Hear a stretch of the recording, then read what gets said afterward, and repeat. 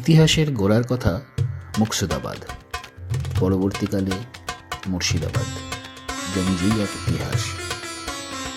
এই ইতিহাস একটি জেলার নয়, আমার মতে সারা ভারতের। বাংলা, বিহার, উড়িষ্যার রাজধানী মুর্শিদাবাদের স্থপতি, সংস্কৃতি, শিল্প কালের গতিতে অবলুপ্ত হতে চাইলেও বিংশ শতাব্দীর মানুষ তার অনেক অংশকেই বাঁচানোর চেষ্টা করছেন। এগিয়ে এসেছে ভারত সরকারের প্রত্নতত্ত্ব বিভাগ। পশ্চিমবঙ্গ সরকারও কাজে হাত দিয়েছে। দেশ বিদেশের পর্যটকরাও আকৃষ্ট হচ্ছেন ঐতিহাসিক মুর্শিদাবাদ বা নবাব আমলের মুর্শিদাবাদের এবং সারা মুর্শিদাবাদ জেলায় ছড়িয়ে ছিটিয়ে থাকা মন্দির, মসজিদ বা অন্যান্য দর্শনীয় স্থান দর্শন করতে। আমার আজকের এই ব্লগটা ওই সকল পর্যটকদের জন্য।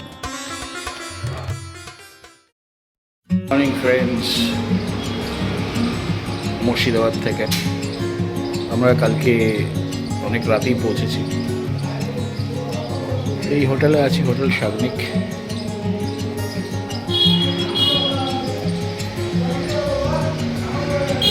ঠিকঠাকই হোটেল মোটামুটি।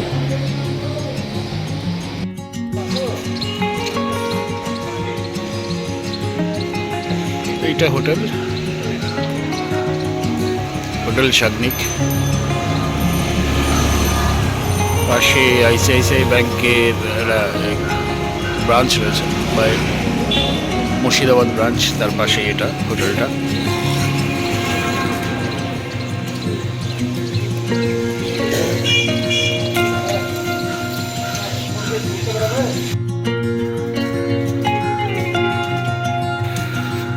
সোজা ঢুকেই রেস্টুরেন্ট।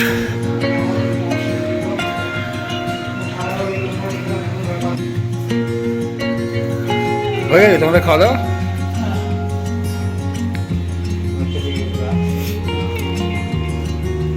আর এদিকে হচ্ছে রিসেপশন।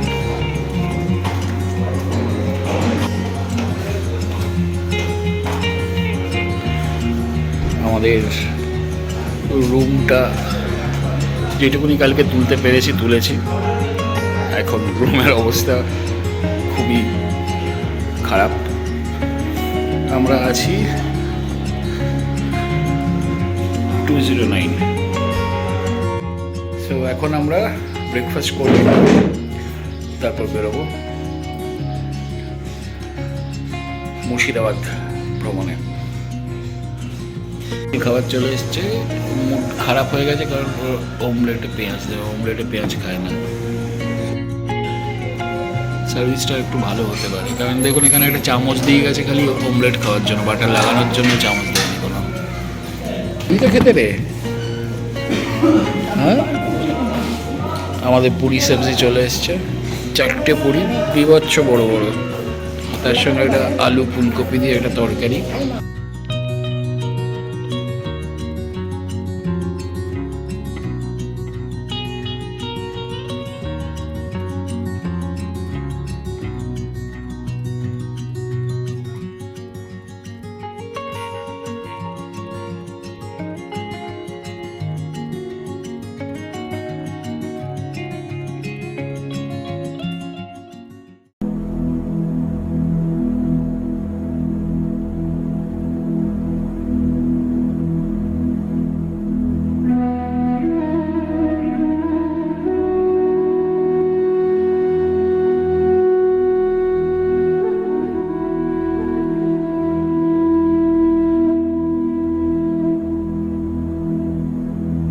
আমরা যে বর্তমান যে বাগান বাড়িতে দাঁড়িয়ে রয়েছি, এটা 260 বিঘে বাগান বাড়ি। এরা 4 ভাই ছিল জৈন, যারা রাজস্থান থেকে এসেছিল ব্যবসা করার জন্য। 260 বিঘে এরিয়ার মধ্যে বিভিন্ন ধাঁচের বিভিন্ন কালারের এখানে গোলাপ চাষ করতো। আর এর 4 ভাইয়ের নাম ছিল লক্ষ্মীপদ, সুনীতপদ, চন্দ্রপদ আর চন্দ্রপদ। এরা 4 ভাই ছিল বিজনেসম্যান।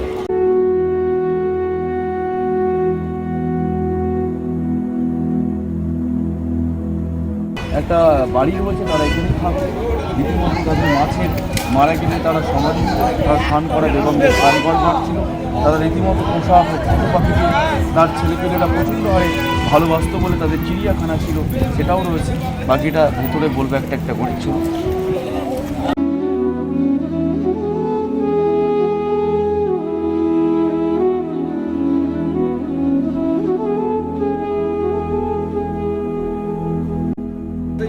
রাস্তা দিয়ে এটা দিয়ে যাতায়াত করতো জগৎ সিটির বাড়ি, যেটা এখন আপনাকে নিয়ে যাওয়া হবে জগৎ সিটির বাড়ি দুটো রাস্তার ভেতর দিয়ে। বলা হতো না যে আমি দুটো রাস্তা দিয়ে মানে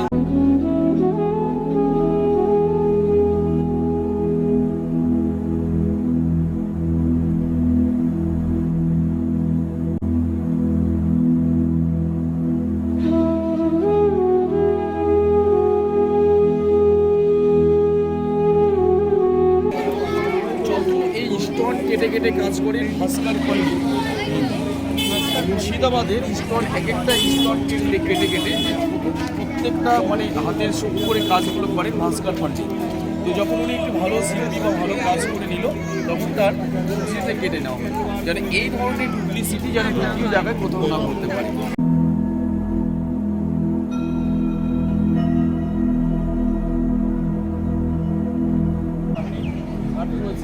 এই ধরনের চারদিকে চারখানা ঘর রয়েছে, চারিদিকে বেলজিয়াম কাঁচ দিয়ে ঘেরা ছিল, রীতিমতো ল্যাম্প বা গ্যাস হিসাবে জ্বলতো ল্যাম্পটিগুলো। আর ভিতরে বেগমরা এখানে স্নান করতো। আর রীতিমতো এই সিপাহি এই ঘুমটি ঘরে, প্রত্যেকটা ঘুমটি ঘরে হিজড়ে সিপাহরা পাহারা দিত। এখানে দেখবেন ম্যাম, এখানে রীতিমতো তারা সকাল মর্নিংয়ে করে যখন ফার্স্ট মর্নিংয়ে চা খেত, তারা চার পরিবারগুলো তারা দ্বিতীয়বার কাপ বা প্লেটগুলো ইউজ করতো, ব্যবহার করতো না। একবার খেলে ফেলে দেওয়া হতো, সে রীতিমতো সেই কাপ আর প্লেটগুলোকে ভেঙে টুকরো করে টপ প্ল্যাটিং করা হয়েছিল। যাতে প্লেটগুলো ফেলে দেওয়া হতো, রীতিমতো তাদের ডিজাইনেট করে কাজ করা হতো। সেই সময়কার থেকে আছে, সেই সময় থেকে রীতিমতো এক জায়গায় জল দিলে রীতিমতো প্রত্যেকটা জায়গায় পৌঁছে যেত। সেই সিস্টেম নেগেটিভ আসতো, একটা জায়গায় জল দিলে সব জায়গায় জল পৌঁছে যেত।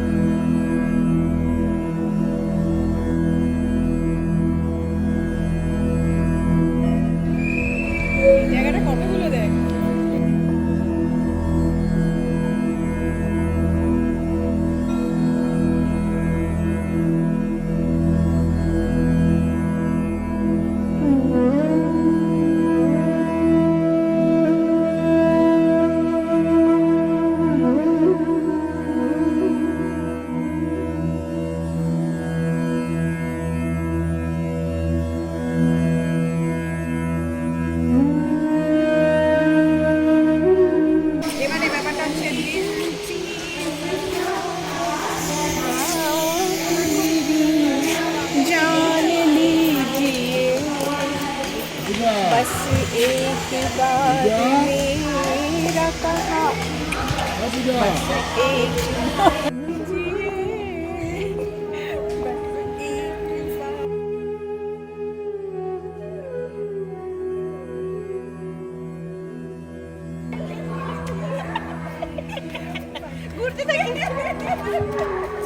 ঘুরতে থাকি আমাদের শাহজাহান মাঝখানে, আমাদের মাঝখানে দাঁড়াও, আমরা ঘুরছি।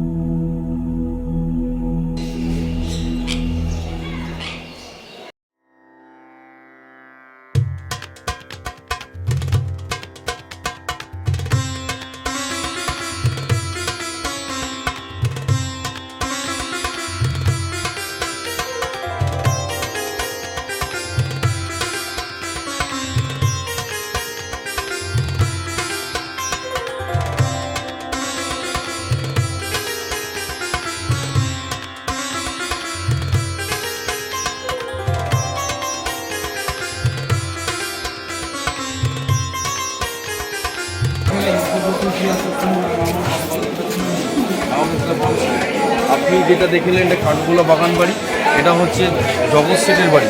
এর অরিজিনাল যে বাড়িটা ছিল সেটা ভাগিয়ে তলিয়ে যায় বা নষ্ট হয়ে যায়। একদম। তারপরে কিছু অংশ যেটা হিরে জহরত চুরির যে ভান্ডারটা ছিল সেটা কিছুটা রয়েছে, সেটাকে রিপ্লে করে বংশধর এখনও জীবিত আছে।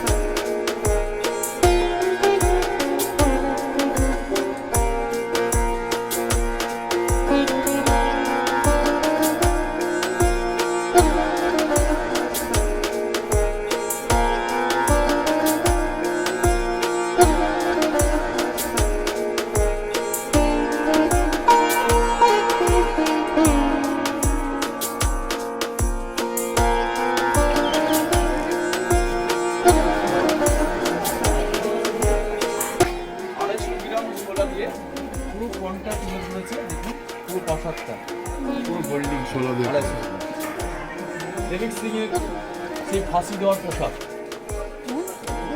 এইটা পরে তারা ফাঁসিটা দিত।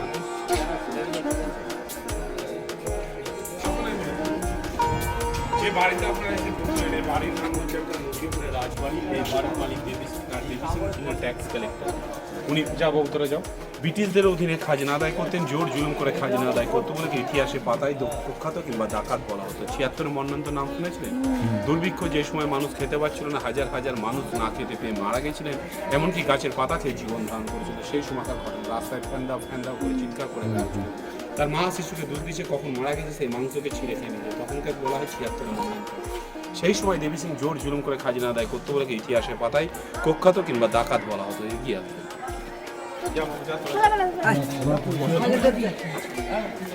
এদিকে লক্ষ্য করবেন, বর্গী এলো দেশে খাজনা দিব কিসে, কথাটাই বলা যায়। অ্যাকচুয়ালি বর্গীরা এসে সব লুটপাট করে নিয়ে যেতেন। তখনকার দিনে সোনার কয়েন চাঁদির কয়েনের ভিতরে ভরে একটা সেফ জায়গায় মাটির তলে পুঁতে রাখা হতো, আর যাকে দিয়ে পোতাতো তাকে মেরে ফেলা হতো যেন বাইরে ফোরকাস্ট না করতে পারে। নিচে আছে মাটি, চলে নেবে আস্তে আস্তে হাঁটি এগিয়ে। আচ্ছা, হাঁটি আছে হাতে টানা রোলার, যারা খাজনা না দিতেন কোমরে বেঁধে দিত, আর রীতি রকম চাবুক মারতে মারতে তাদেরকে দিয়ে টানা করানো হতো। সামনের দিকে দেখুন স্যার, বজরং বালী মূর্তির জয় শ্রীরাম, পুরো একটাই পাথরের কাজ, এর কোনো জয়েন্ট নেই। দূর থেকে দেখে মনে হয় মাটির নয়, পুরোটাই পাথরের কাজ আছে। এগিয়ে আসুন। এইটার নাম বলা হয় দরবার হল, মানে বিচার সভা। দেবী সিংকে কেউ যদি খাজনা না দিতে পারতেন তখন তাদের সাথে এখানে বিচার করতেন, আর বিচারে যাদের ফাঁসির অর্ডার হতো, ওই ভাঙা ঘরগুলি দেখছেন ওগুলো ছিল জেলখানা, বন্দি করে রাখতেন। কেউ ধরলেন যদি খাজনা না দিতে পারতেন তাহলে বাড়ি থেকে বাচ্চা ছেলেকে নিয়ে গিয়ে তার মা বাবার চোখের সামনে হ্যাঙ্গারের ভিতরে ভরে দিয়ে 3 ভাগ ঘুরিয়ে দিতেন। তার নাড়ি ভুড়িগুলো সব হ্যাঙ্গারের ভিতরে জড়িয়ে যেত, রক্তটা মাটিতে পড়ে যেত। চলে আসুন, তার মাটিতে পড়ে যেত। বাচ্চাটা মারা যাওয়ার পর তার পুরো ফ্যামিলিকে উলঙ্গ করে গোটা গায়ে গরম তেল ফেলে দেওয়া হতো। তবুও যদি না মারা যেত, ওই অবস্থায় চাবুক মারতে মারতে ফাঁসি ঘরে ফাঁসিটা দেওয়া হতো। আসেন ফাঁসি ঘরটা দেখা।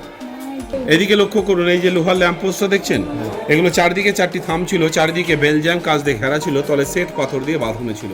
এই জায়গা ছিল আজ থেকে 300 বছর আগে নাচমহল। এখানে বিভিন্ন রকম বাইজিদের নাচানো হতো। শোনা যায় তখনকার দিনে সব থেকে সুন্দরী ছিলেন নাকি হীরাবাই, যার এক নাইটে নাচতে পারলে 5000 স্বর্ণ মুদ্রা ডিম্যান্ড ছিল। জায়গাটাই ছিল নাচমহল, এখন হয়ে গেছে ফাঁকা মহল। বাইরে আছে গাড়ি, চলুন তাড়াতাড়ি এগিয়ে। ওই যে ছবিটা বোঝা যাচ্ছে স্টার জলসায় যে বেহুলা বলে একটা সিরিয়াল হচ্ছিল, সেই সিরিয়ালটা এখানেই শুটিং করে গেছিলেন। দুর্গা বর যখন মারা গেছিলেন তাকে শুয়ে রেখেছিল, আরও বিভিন্ন রকম সিনগুলি এখান থেকে করে গেছে। এগিয়ে আসুন। তুই বুঝতে পারবি তোরা। উপরে চূড়া দেখলেন, একটাই মন্দির, চূড়া হচ্ছে 25টা। চুন সুরকি খয়েরকে পিটিয়ে পিটিয়ে তৈরি করা আছে রামচন্দ্র দেবের মন্দির, যেটা আপনি মুর্শিদাবাদে অন্য কোথাও পাবেন না। চুন সুরকি খয়েরকে ভিজিয়ে দিয়ে পিটিয়ে পিটিয়ে তৈরি করতে হয়। আসুন এবার আপনাদের তখনকার দিনে মানে ওইটাই ছিল মানে সিমেন্ট। চুন সুরকি, বিদেশি ডিমি কুসুম, কলাইয়ের ডাল, চিটের গুড়, সুপারির গাছ, সাবু খয়ের, মহুরির জল, সাবু গলা, আরও বিভিন্ন জিনিস পচিয়ে তুলেছে। সে সময় দামি কোনো সিমেন্ট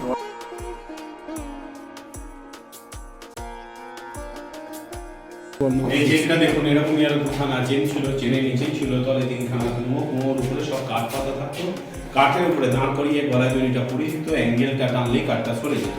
ফাঁসি দেওয়ার পর এখান থেকে দড়ি কেটে ফেলে দিলে এটাকে ডিঙ্গিয়ে মুচড়িয়ে গঙ্গায় নিয়ে চলে যেত।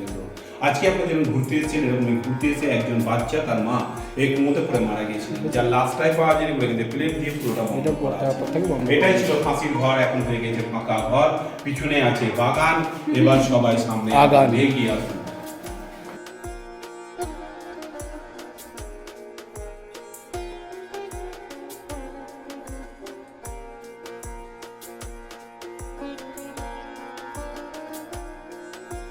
এই সেই লক্ষ্মণ নাম করা বাইজি ছিলেন, যার এক নাইটে নাচতে পারলে 5,000 স্বর্ণ মুদ্রা ডিমান্ড ছিল। 6 ফিট 2 ইঞ্চি লম্বা ছিলেন।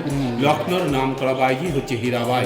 পাশেরটাও সে হীরাবাইয়ের ছবি। উনি পান খেলে পানের পিক গলা দিয়ে নামতে বোঝা যেত, তার স্কিনটা এতটাই সুন্দর ছিল।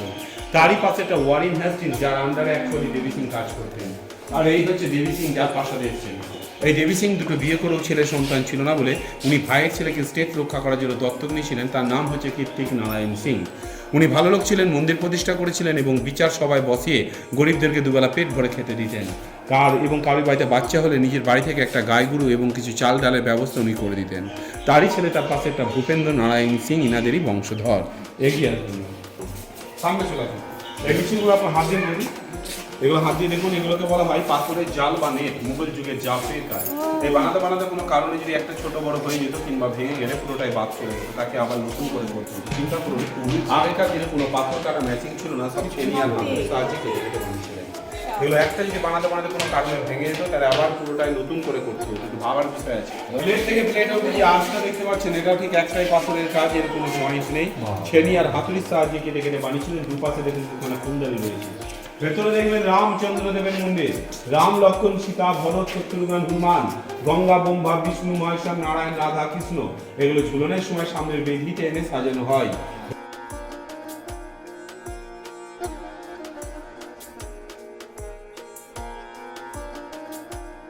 আর এই ছবিটা দেখেন একই ছবি, নরেন্দ্র নারায়ণ সিং, ইনি মারা গেছেন। ইনার ছেলে জীবিত আছে কলকাতায় থাকেন। তারই পাশেটা দেখবেন ব্রিটিশ পঞ্চম জর্জ নাকি বলা হয়, যা আগেকার দিনে চাঁদি বা রূপোর কয়েনে এনার ছবি দেখা যেত।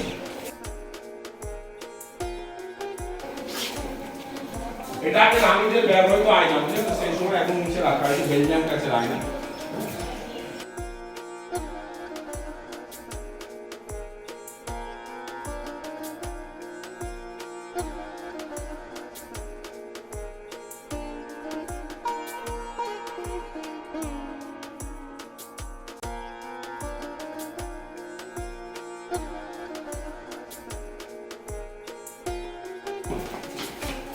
এখানে একটু স্যার প্রথমে ভক্তিভাবে সবাই মিলে প্রণাম করে নিবেন। প্রণাম করুন।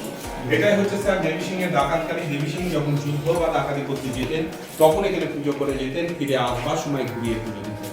দেখুন স্যার, কালো বলে এখানে কালী পুজো হয়, তার মুখে কোনো জীব নেই বলে লক্ষ্মী পুজো করা হয়, আর পায়ের তলায় শিব নেই সিংহ আছে বলে দুর্গা পুজো করা হয়। একটাই মাকে তিনটে রূপে পুজো করা, পুজোটাকে দাঁড়িয়ে আছে। এই কালী আপনারা বেঙ্গলে অন্য কোথাও পাবেন। বহুত দূর দূর থেকে দেখতে না পারেন না, উপরে উঠে দাঁড়ান, তাহলে ভালো করে দেখতে হবে। যেটা খুব মারাত্মক, খুব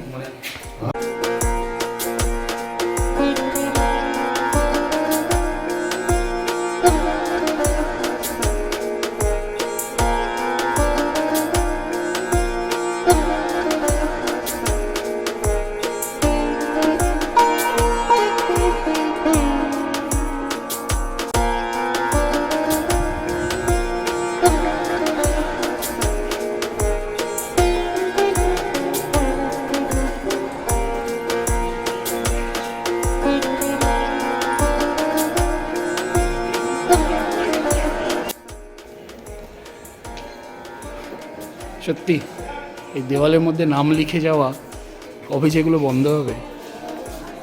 আমরাই আমাদের ইতিহাসগুলোকে নষ্ট করছি।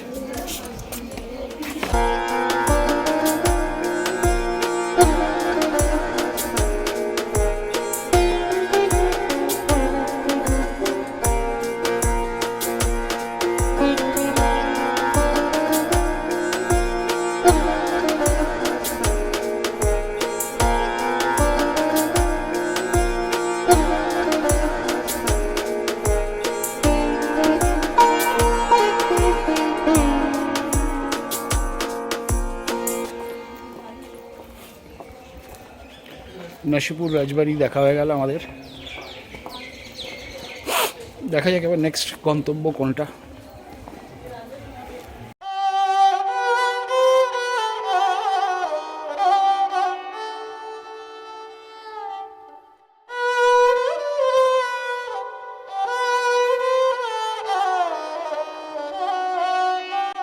পরিবারটাকে মেরে বা নষ্ট করে দেয়, মেরে দেওয়ার পর জগৎ শেঠ সিরাজউদ্দৌলার লুৎফান্নিসা 5 বছরের মেয়ে নিয়ে আবার যখন এই বন্দি ঘরে যখন আসে বা বন্দি করা হয়, তখন আবার ব্রিটিশ বা জগৎ শেঠ এসে বলে যে তোমার কী চাই? বলে যে আমি জানি আমাকে মেরে দেবে তোমরা, তাতে আমার লাস্ট অপশন হচ্ছে আমি যদি মারা যাই যেন আমার সমাধিটা আমার দাদু আলীবর্দী খাঁর বাগান বাড়ি ঘোষবাগে যেন দেওয়া হয়। সেই জন্য ওনার ওই লাস্ট অপশন কথা বলার পর মির্জাফরও মারছে না, মিলনও মারছে না, জগৎ শেঠও মারছে না, ব্রিটিশও মারছে না। সিরাজকে কে মারছে? কে মারছে তাকে? মির্জাফরের বডিগার্ড মাহাপিদি বেগ। ওই মাহাপিদি বেগ সিরাজকে পেছ থেকে হত্যা করে তাকে 7টা পিস করে টুকরো টুকরো করে বস্তায় ভরে উৎসব আনন্দ ভাজে ডঙ্কা পিটিয়ে হাতির পিঠে পরে রেখে সারা মুর্শিদাবাদ জেলা ঘুরিয়ে গঙ্গার উপর দাদু আলীবর্দী খাঁর বাগান বাড়ি খোঁজবাগের সমাধিটা দেওয়া হয়েছিল। তখন ওনার স্ত্রীকে মারল না, তাকে টর্চার করলো। কিভাবে? লুৎফাকে যখন মারলো না, তখন ব্রিটিশরা মায়ের কোল থেকে, লুৎফার কোল থেকে মাটাকে 5 বছরের জ্বর ছোট ফুটফুটে মেয়েটাকে চোখের সামনে বুক থেকে টেনে নিয়ে রাস্তায় ফেলে দিয়ে বুকের ওপরে তক্তা দিয়ে হাতি দিয়ে চিপে মেরে দিয়েছিল। ওটা দেখে পাগল হয়ে গেছিল। 17টা বছরের জীবন কাটিয়েছিল। সামথিং একটা পয়সা পেত, হ্যাঁ তিলে তিলে মারা গেছিল। সামথিং একটা পয়সা পেত, কোরআন তালাবি করতো, একদম তাস্তি এমন থেকে একটা শান্তির পয়সা পান। যখন মারা গেল তার পায়ের নিচে, সিরাজের পায়ের নিচে সমাধি দিল। এই তার বিশ্বাসগত ইতিহাস।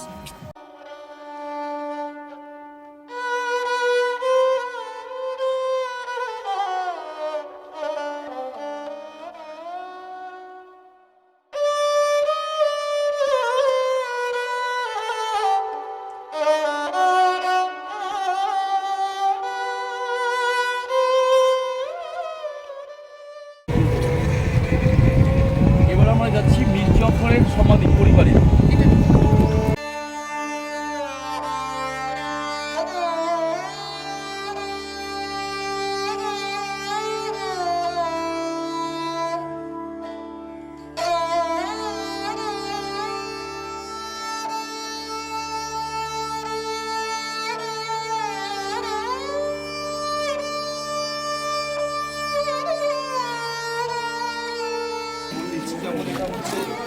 হাজারদুয়ারি যে প্রাসাদ তৈরি করেছে, অনেকে বলে যে সিরাজউদ্দৌলার প্রথমবার সিরাজ তৈরি করেছে, তারা ভুল তথ্য ছেড়ে যায়। কেন অ্যাকচুয়ালি প্রাসাদটা সিরাজউদ্দৌলার তৈরি না, মির্জাফরের 6 পুরুষ বংশধর নবাব নাসিম হুমায়ুন ছিল। এই হুমায়ুনটার সমাধি ইমামবাড়া প্রাসাদ তৈরি করেছে, তার নাম ছিল সেরাদুনজার, এটা সমাধি করেছে। তারপর হচ্ছে অলাজা, তারপর হচ্ছে আলাজা, এই যে মির্জাফর যখন উনি বিশ্বাসঘাত করেছিলেন বলে কোষ্ঠী রোগে মারা গেছিল, লাস্ট মনে হচ্ছে কীটেশ্বরী মায়ের টিপ যা সব পড়েছে গঙ্গার ওপারে, কীটেশ্বরী মায়ের টিপ। ওখানে গিয়ে তার স্বপ্ন দেখে সে ভাবি যে পুকুরে স্নান করে কিছু অংশ ভালো হয়েছিল, তার কোষ্ঠে রক্ত পচে তার গাতে।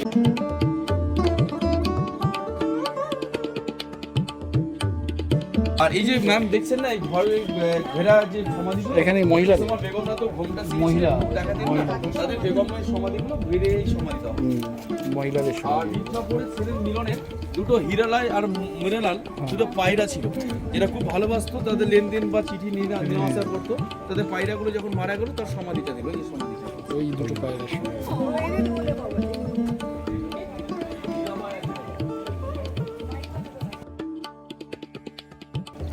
রাত্রিবেলা আসবি এখানে? রাত্রিবেলা আসবি?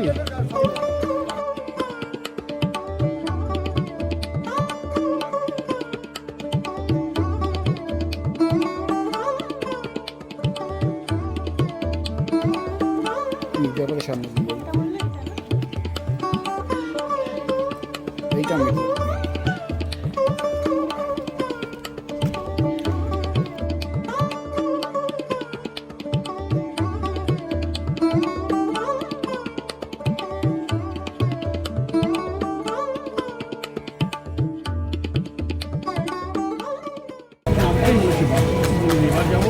আজি মুন্নিসার সমাধি, মুর্শিদ আলী খান মেয়ে আজি মুন্নিসা। বাচ্চাদের কলিজা খাওয়ার ব্যাপারটা কি সত্যি? না না না না, মিথ্যে তো, মানে এটা মিথ। ওনার বাচ্চাদের লাল স্কুলের ইতিহাস পাইনি আমরা, সেটাই। ডিপার্টমেন্ট নিয়ে কোর্স করলাম সেটা মনেও পাইনি। অ্যাকচুয়ালি ওটার হচ্ছে মুর্শিদ কুলি খান জামাইয়ের নাম ছিল সোজাউদ্দৌলা, ওয়াইফের নাম ছিল আজিমুন্নিসা। ওনার একটা ভালো যখন নবাবী পদ বা নবাব চালাতে উনি নবাবী শুরু করলেন, তখন ওনার একটা চরিত্রটা খুব খারাপ ছিল ওই আজিমুন্নিসা, সেই জন্য ওনার ওই চরিত্র খারাপের জন্য ওকে পাহাড়ে নিয়ে গিয়ে ফেলে দিয়ে তাকে মেরে দেওয়া হয়। তারপর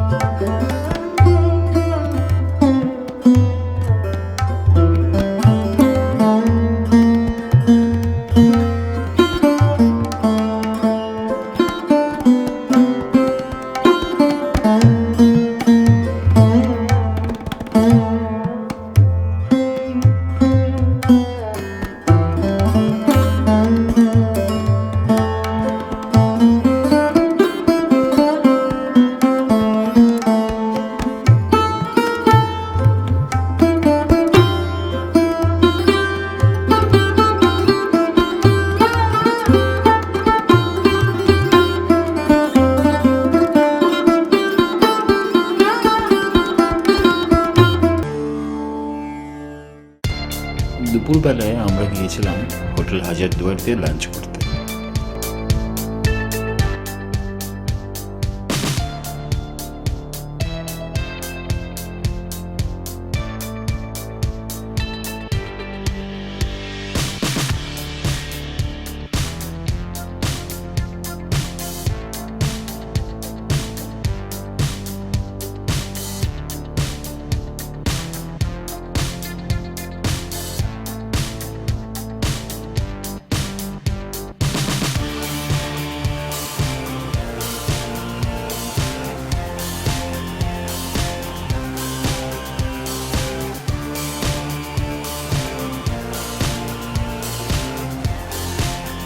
ফাটাফাটি খাবারটা ছিল।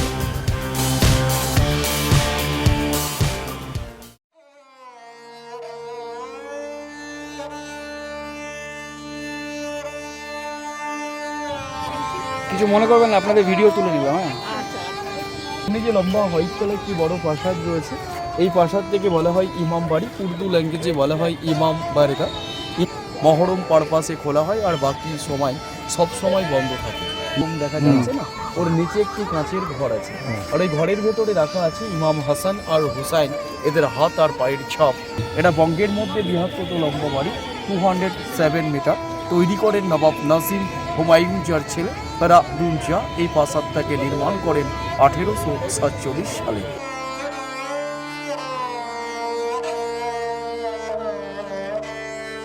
এজেন্ট ব্রিটিশ লটকাই তারা হাত ঘড়ি, পকেট ঘড়ি, চেন ঘড়ি ব্যবহার করতে পারতো। সে সময় যারা দিনমজুর কৃষকরা ছিল, তারা হাত ঘড়ি, পকেট ঘড়ি, চেন ঘড়ি তারা ব্যবহার করতে পারতো না। তাহলে তারা কীভাবে ডিউটিটা ধরবে বা পারবে? সে কারণে এর সিস্টেমটা ছিল বছরেই দুবার চাবি, 6 মাস পর পর দুবার চাবি দিলে সারা বছর ঠিক মতো টাইমটা দেখা যেত। এখন টোটালটাই অচল অবস্থায় পড়ে রয়েছে। ভেতরে জার্মানি সোনার যে পার্স করেছিল, ব্রিটিশরা যাওয়ার আগে করে বড় একটি ট্যাঙ্ক বা কামান পড়ে রয়েছে। এই কামানটার নাম হলো বাচ্চাওয়ালি তোপ। টোটাল কামানটা ফার্সি ভাষায় প্রত্যেকে পড়েছে। এটা 8-9 বই। জলপথের যুদ্ধে দীর্ঘ সময় বালির চরেই পড়ে চলে, মুঘলের সময় এটা বানানো হয়েছে। দীর্ঘ যখন বালির চর কাটতে শুরু করা হয়, বালির চর কাটতে কাটতে ওই বালির চর থেকে কামানটাকে উদ্ধার করার পর ওটাকে 18 কিলো বারুদ দিয়ে কামানটাকে নবাবপুরা একবার টেস্ট করার ফলে এত ভয়ঙ্কর আওয়াজ হয়েছিল, যে আওয়াজের ফলে এই মুর্শিদাবাদ জেলার আশেপাশে যেসব গর্ভবতী মারা ছিলেন এর আওয়াজ শুনে মিসক্যারেজ হয়ে গেছে। দ্বিতীয়বার কামানটা আর ইউজ হয়নি। যে কর্মকার ছিলেন তিনি 4টে কামান বানিয়েছিলেন, যেমন বিষ্ণুপুরে দলমদন কামান, কাটরা মোজাহান পোষা কামান, বাংলাদেশ ঢাকা শেরিফ এর নাম বাচ্চৌওয়ালিত। একই কর্মকারের হাতে তৈরি জনদ্দর কর্মকার, ওনার বাড়ি ঢাকায়, তার বাংলাদেশে তার বাড়িটা রয়ে গেছে।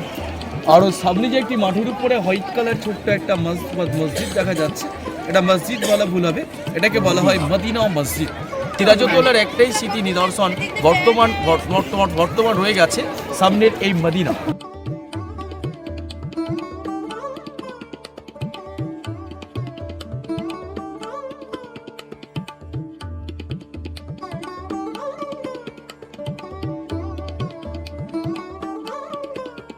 হাজার দুয়ারি, তাতে এই হলুদ প্রাসাদ থেকে বলা হয়। অনেক পর্যটক বলে এটা সিরাজের বা সিরাজ থাকতো বা সিরাজ বসবাস করে গেছে, তারা ভুল তথ্য জেনে যাচ্ছে। কেন অ্যাকচুয়ালি প্রাসাদটা সিরাজউদ্দৌলার নয় বা সিরাজ তৈরি করে, এটা সিরাজউদ্দৌলার মৃত্যু হওয়ার 80 বছর পরে এই প্রাসাদটা তৈরি হয়। তৈরি করেন মির্জাফরের 6th জেনারেশন নবাব নাসিম হুমায়ুন শাহ। হুমায়ুন বলে যে বাবরের ছিল হুমায়ুন, সে হুমায়ুন নয়, মির্জাফরের 6 পুরুষ বংশধর হুমায়ুন।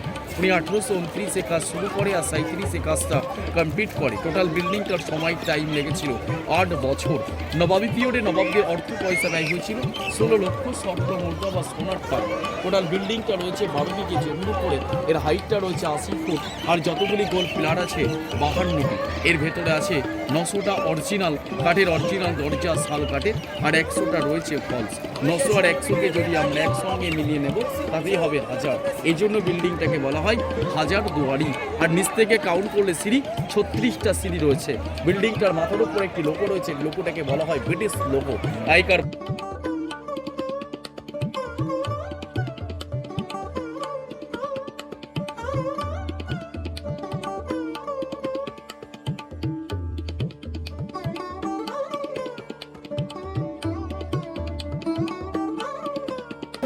হলুদ মসজিদ আমি দেখছি, মসজিদটির নাম হলো জেহারত মসজিদ। জেহারত মসজিদে যারা মুসলিম সম্প্রদায় সে সময় যারা কাজ করছে, বাইরে থেকে অজু করে গিয়ে বিল্ডিংটার ভিতরে গিয়ে নামাজটা পড়তে পারতো। এখনও সেটা চালু রয়েছে যে বাইরে থেকে হাত নিয়ে গিয়ে বিল্ডিংটার ভিতরে গিয়ে নামাজ পড়া যায়।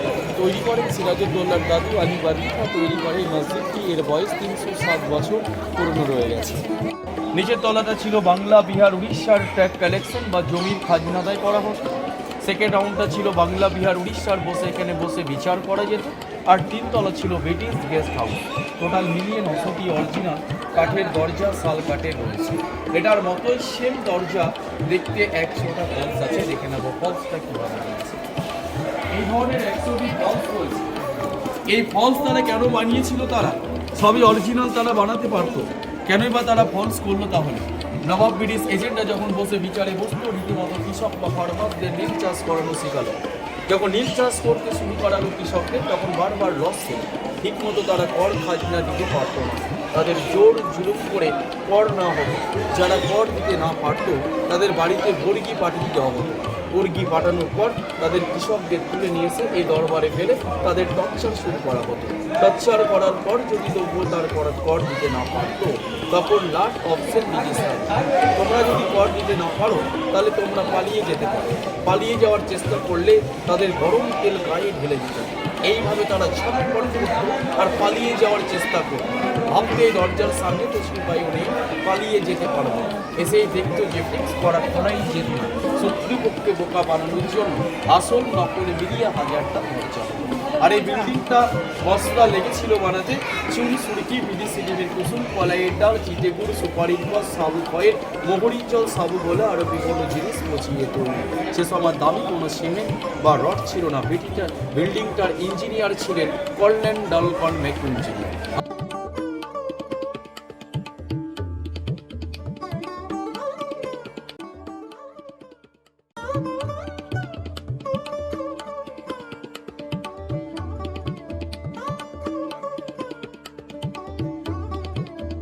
একটা চা, শুধু এইটা তো কফি খাচ্ছি আমি, লিকার চাও খুব লেমন ভালো, টিটা যেটা সবাই লেমন টিটা বলছে। সত্যি খুব ভালো হয়েছিল। এই কাকার দোকান থেকে আমরা হাজারদুয়ারি চা খাবে আমি রেকমেন্ড করছি। হাজারদুয়ারি উল্টো দিকে এখানেই বসো তো? হ্যাঁ, এখানেই দোকান।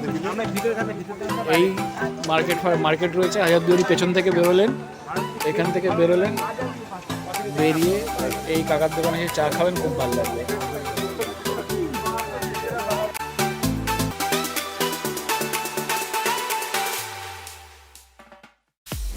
আমাদের এই পর্ব এখানেই শেষ।